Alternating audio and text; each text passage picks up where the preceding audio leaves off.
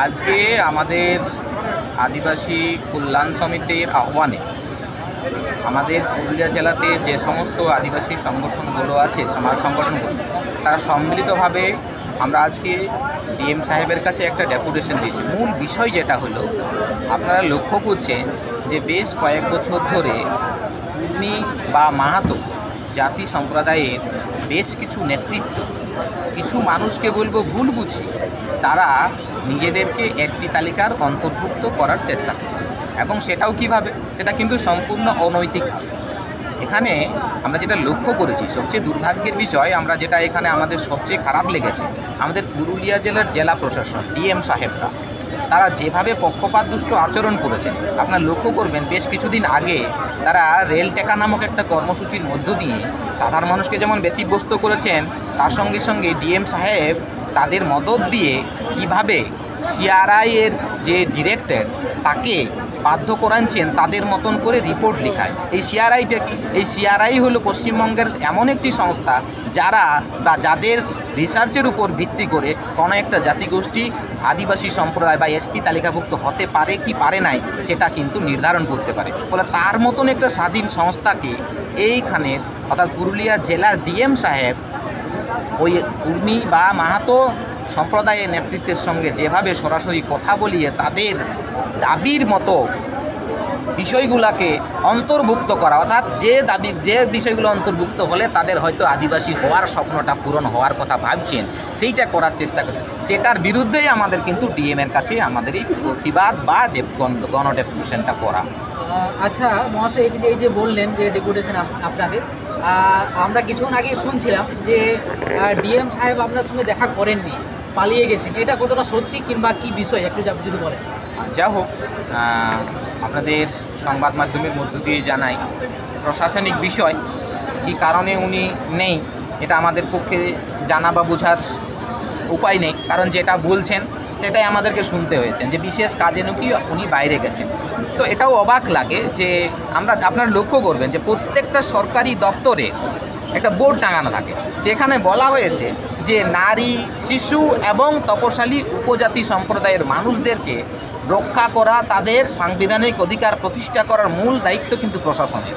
বলে সেটাই যদি হয়, আজকে আদিবাসী সংগঠন বা আদিবাসী মানুষজন প্রত্যন্ত এলাকা থেকে জেলার প্রধান যিনি ডিএম সাহেব, যার হাতে দায়িত্ব রয়েছে এই আদিবাসীদের সুরক্ষিত রাখা, তিনি কি করে অন্য কাজে যেতে পারেন? এটাও তো আমাদের কাছে একটা প্রশ্নের বিষয়। মানে এ থেকেই আমরা বলছি যে এটা কোনো অভিসন্ধি নয় তো, কেন আপত্তি কী ছিল, কি এমন গুরুত্বপূর্ণ কাজ পড়ে গেল যে আদিবাসী মানুষদের সঙ্গে দেখা করা গেল না? এটা আমাদের কাছে খুব অবাক লেগেছে। সেই জন্য এটা ডিএম সাহেব জেনারেল যিনি আছে তাকে আমরা বলেছি বিষয়টা। আচ্ছা, আপনাদের দাবিগুলো কতগুলো ছিল? মুখ্য দাবি তো অবশ্যই কুর্মী সম্প্রদায়কে যে অনৈতিকভাবে আদিবাসী তালিকাভুক্ত করার চেষ্টা চলছে, আর দ্বিতীয়ত হচ্ছে যে চুয়ার বিদ্রোহের ইতিহাস বিকৃত করে রঘুনাথ মাহাতো সিংয়ের নাম পরিবর্তন করে রঘুনাথ মাহাতো যেভাবে করা হচ্ছে, এটারও আমরা বিরোধিতা করেছি। দ্বিতীয়ত হচ্ছে আমাদের দেখেছি পশ্চিমবঙ্গের রমরমা ফ্যাক্ট সার্টিফিকেট, এই ফ্যাক্ট সার্টিফিকেট দেওয়া যেন অবিলম্বে বন্ধ হয়, এবং যারা এই ফ্যাক্ট সার্টিফিকেট বানাচ্ছে তাদের তদন্ত করে যাদের ফ্যাক্ট সার্টিফিকেট বাতিল করা হয়, সেটা কিন্তু আমরা জোরালোভাবে দাবি করেছি। ঠিক এই বিষয়গুলোই আমরা মুখ্য হিসাবে তাদের কাছে তুলে ধরেছি। আমরা এখন কথা হলো রাজনৈতিক, আর্থসামাজিক সব বিষয়ে মাহাতোরা আমাদের আদিবাসীদের থেকে তুলনামূলক অ্যাডভান্স। সব দলের সাথে একটা সম্পর্ক আছে। এরা রাজনৈতিক প্রভাব খাটানোর জন্যেই দেখুন 1894 খ্রিস্টাব্দে অখিল ভারতীয় কুড়ুম ক্ষত্রিয় মহাসভা গঠন হয়েছে। তার 100 বর্ষ পূর্তি উদযাপন হলো আমাদের পুরুলিয়ার আনন্দদ্বীপে কুড়ুকতুপাতে। তারাই বলছে আজ আমরা জানি না, কেউ যে বলেছিল কোন অজ্ঞাত কারণে আমরা বাদ গেছি, ভুলবশত হয়েছিলেন আদিবাসী তালিকায় একবার। তো বিভিন্ন নথি আমরা 1901 থেকে 1931 পর্যন্ত আমরা বিভিন্ন নথি দেখালাম, সে জায়গায় পরিষ্কার লেখা আছে তারা পেস্টোরাল অ্যান্ড এগ্রিকালচারাল কাস্ট। এবং 31-এ মারাঠা গ্রুপের লোক ইনারা, মারাঠার সাথে এদের রক্তের সম্পর্ক আছে। তো ইনারা এই 31 সালেই পুরুলিয়ার ঘাগরজুড়িতে মিটিং করেও ঘোষণা করলেন, আমরা উচ্চ বংশজাত ক্ষত্রিয় বংশজাত পয়তা ধারণ করলেন। হাজার খানেক মাহাতো বা কুর্মী পয়তা ধারণ করলেন এবং মদ মুরগি শুয়োর ছাড়ো গ্রামে গ্রামে অভিযান করলেন। মানে এত সব জানা কথা সবেই, তবু ইনারা সাবলীল কণ্ঠে বলছেন না, আমরা কোন অজ্ঞাত কারণে বাদ করলাম, কোনো অজ্ঞাত কারণে। তাহলে এতদিন কি করলেন? ওবিসিতে যখন ঢুকলেন তখন প্রতিবাদ করলেন না কেন? 50-এর পরে কোনো আন্দোলন কেন আন্দোলন করলেন না? হওয়া তো উচিত ছিল। আসলে কিছু মাহাতোদেরই মধ্যে রাজনৈতিক ব্যক্তিত্ব হারানো, রাজনৈতিক ক্যারিশমার যে একটা আলাদা গুরুত্ব পায় সমাজে, সেই জাতীয় ভাবাবেগকে অবলম্বন করে কুর্মী জাতিকে মানে মাহাতো সম্প্রদায়কে এসটি করার একটা লুলুপ, একটা ললিপপ দেখানো হচ্ছে।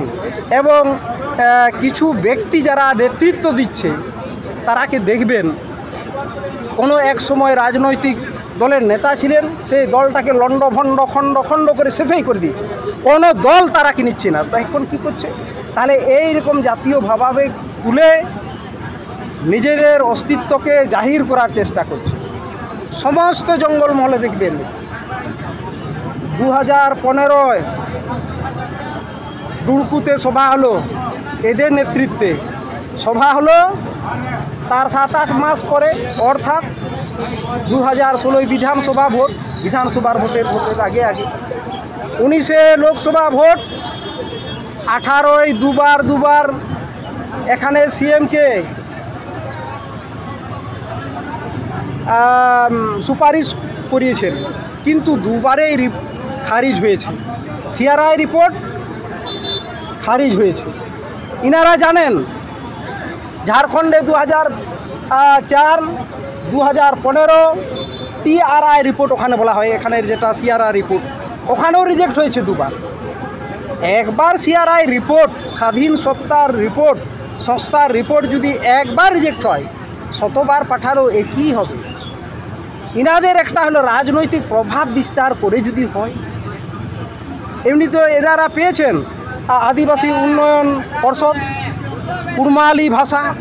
এই কুড়মালি ভাষা যারা সেদিন বলতেন না, যখন বাংলা মানভূম ভেঙে বাংলায় চলে এলো, তখন সেই কংগ্রেসের নেতারা, নেপাল মাহাতো মহাশয়ের বাবা দেবেন মাহাতো, উনি বলেছিলেন আমাদের মাতৃভাষা হিন্দি। সীতারাম মাহাতো মহাশয় বলেছিলেন, মৃগাঙ্ক মাহাতো মহাশয়ের বাবা, উনি বলেছিলেন আমাদের মাতৃভাষা হিন্দি। শান্তিরাম মাহাতো মহাশয়ের বাবা রামকৃষ্ণ মাহাতো মহাশয়, উনিও বলেছিলেন আমাদের মাতৃভাষা হিন্দি। বিহার মে রোহিঙ্গে ভাষাভিত্তিক রাজ্য পুনর্গঠন হলো, তখন কুড়মালি ভাষা কেউ বলে না, কেউ বলেন। আজ নেপাল মাহাতোর দৌলতে, শান্তিরাম মাহাতোর দৌলতে, শ্রীকান্ত মাহাতো মহাশয়ের দৌলতে কুড়মালি ভাষায় পুরুলিয়ায় কেউ বলে না, জঙ্গলমহলে কেউ বলে না, কোনো জায়গায় ভাষণ দেয় না, কোনো নাটক নাই, কোনো গল্প পত্রিকা নাই। ইনাদের লিপি না হয় আলাদা কথা, বিভিন্ন লিপিতেও লিখতে পারে, সেটা কলেজে চালু করলেন। কত বড় প্রভাবশালী ব্যক্তিত্ব ইনারা, রাজনৈতিক ব্যক্তিত্ব। আমাদের ভয়টা এই রাজনীতি চক্রান্ত করে, সিআরআইকে প্রভাবিত করে যদি আমাদের এগেনস্টে রিপোর্ট করান, এইটা ভয়ের জন্য আমরা প্রতিবাদ করলাম। নাহলে আমরা জানি একবার রিপোর্ট হলে, স্বাধীন সংস্থার রিপোর্ট শতবার হলেও বদল হয়। আচ্ছা, আর পঞ্চায়েত ভোট আসছে, এই জন্য প্রভাব খাটাবার একটা চেষ্টা করছে, এই জন্য রাজনৈতিক চক্রান্ত আমরা ভাবছি। আচ্ছা, আপনি বললেন শ্রীকান্ত মাহাতো, উনি তো সিটিং এমএলএ। হ্যাঁ, ওনারা যদি প্রকাশ্যে ওনাদের সম্প্রদায়ের কথা বলতে পারেন, তাহলে সেক্ষেত্রে আদিবাসী সম্প্রদায়ের এমএলএ এমপিদের ভূমিকা এক্ষেত্রে আপনারা কি নজরে দেখছেন? এইটাই তো লজ্জার উপহাসের। আমাদের লোকের বেলা আমাদের কুলুপ ফ্রন্ট কুলুপ থাকে, কিছু বলে না, দিদিকে ভয় করে। এদেরও বলা উচিত ছিল আজকে এখানে মানগো ব্রিজটাকে ম্যাঙ্গো লেখা হোক আর মানগো বলা হোক, আমরা জানি ওটা মানগো ব্রিজ, ম্যাঙ্গো ব্রিজ নয়। বিদেশিরা যদি ম্যাঙ্গো ব্রিজ বলে আমরা মানবো কেন? কুর্মি আর কুর্মি তফাৎ দেখিয়ে আমরা এই মাহাতোরাকে চিনি, এই কুর্মি সম্প্রদায়কে জানি। এরা এক সময় পয়তা ধারণ করেছিল, আজ সুর বদল করলে হয়। এরা অভিনয় করছে 2015 থেকে দেখবেন ইনারা জোহার জোহার করছে আমাদের জন্য অত্যাচার, সেই জোহারটাকে ইনারা জোহার জোহার করছে। আর দেখবেন এইরকম হলুদ পাগড়ি আমাদের মতো অনেকেই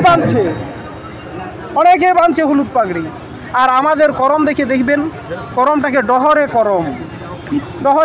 করম একটা নির্দিষ্ট আচার অনুষ্ঠান, একটা নির্দিষ্ট পদ্ধতিতে তার পূজা অর্চনা করা হয়, সেটাকে যেখানে সেখানে করা যায়। এটা হলো শুধু এসটি হওয়ার দুর্বিসন্ধি। আর জাতিসত্তা, ওবিসি তো থাকলে জাতিসত্তা থাকবে, আর এসটি তো থাকলেও জাতিসত্তা থাকবে, আর সংরক্ষণ জায়গায় না এলেও জাতিসত্তা থাকবে। তাহলে এগুলো হলো দুর্বিসন্ধি, ধান্দাবাজ একটা মতলব। এটা সম্পূর্ণ জাতির নয়, কিছু ওই সম্প্রদায়ের কিছু ধান্দাবাজ রাজনৈতিক দল হারানো কিছু ব্যক্তির ক্রিয়াকর্ম, এটাতে আমরা ঘাবড়াই না। এই বলে আমি প্রত্যক্ষে দেখছি আদিবাসী কল্যাণ সমিতির সভাপতি, পুরুলিয়া জেলা সভাপতি। তো এই যে আজকে যেটা ডেপুটেশন দেওয়া হলো, তো পরবর্তী এটা যদি না কোনো কাজে না লাগে তো পরবর্তী কী পদক্ষেপ নেওয়া হবে? নমস্কার। আমরা যে আজকে আদিবাসী কল্যাণ সমিতি জেলার 17টি জেলায় ডিএম ডেপুটেশন দিচ্ছে এবং আমাদের রাজ্যের সমস্ত সহযোগী সংগঠনকে সাথে নিয়ে এই যে কুর্মি মাহাতোরা অনৈতিকভাবে যে আদিবাসী হতে চাইছে তার বিরুদ্ধে আমরা বিক্ষোভ গণ ডেপুটেশন দিলাম। তো তাতে যা মনে হলো, আমি তো আগেও বলেছিলাম, এখানে মঞ্চেও বললাম, এখানে আমাদের জেলা শাসক কিন্তু আমাদের উপর বিট্রিয়ে করেছেন, দ্বিচারিতা করছেন। আমরা 11 তারিখে ইন্টিমেশন নিয়েছিলাম, উনি 18 তারিখে ডেট দিয়েছেন, অথচ আজকে উনি থাকেন না। আজকে হয়তো সিএমের নির্দেশে আর না হয় যারা আদিবাসীরা যারা আদিবাসী হতে চাইছে তাদের প্ররোচনায় জেলার বাইরে ভিজিটিংয়ে চলে গেছে। এটা আমরা কিন্তু আদিবাসী কল্যাণ সমিতি তৎসহ পশ্চিমবাংলার সমস্ত আদিবাসী সংগঠন কিন্তু মেনে নেবে না। অনৈতিকভাবে যদি কুর্মি মাহাতো বা আদিবাসী হয় তাহলে আগামী দিনে সারা পশ্চিমবাংলাকে স্তব্ধ করে দেবে।